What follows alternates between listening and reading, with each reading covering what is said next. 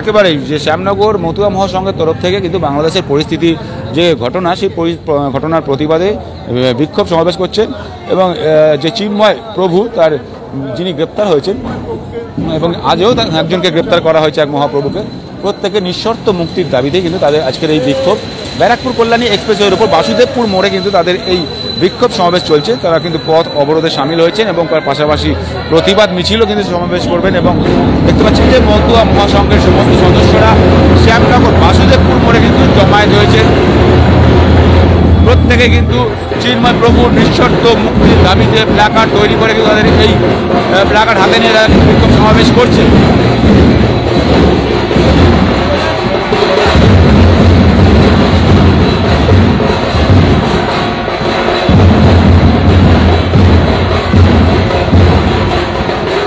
বাংলাদেশের ঘটনার প্রতিবাদে এবং সেখানে যে সংখ্যালঘু সম্প্রদায়ের মানুষের ওপর অত্যাচারের প্রতিবাদে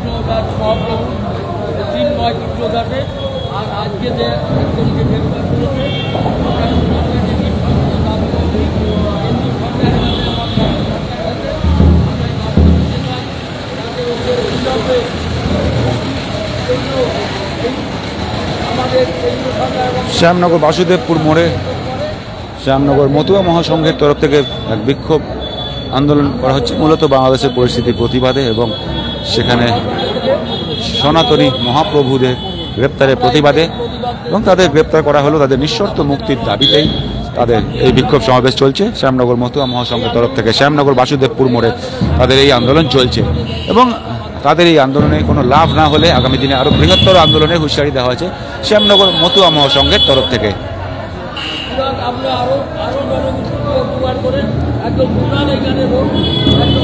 দেখতে পাচ্ছেন যে মহিলারাও কিন্তু সামিল হয়েছে এই আন্দোলনে।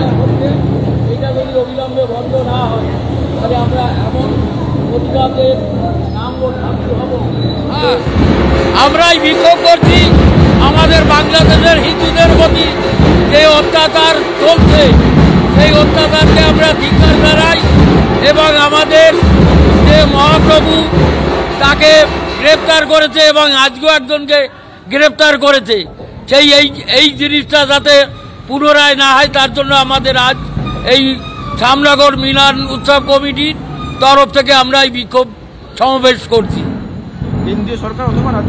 কেন্দ্রীয় সরকার বা রাজ্য সরকারের হস্তক্ষেপ আমরা অবিলম্বে চাই।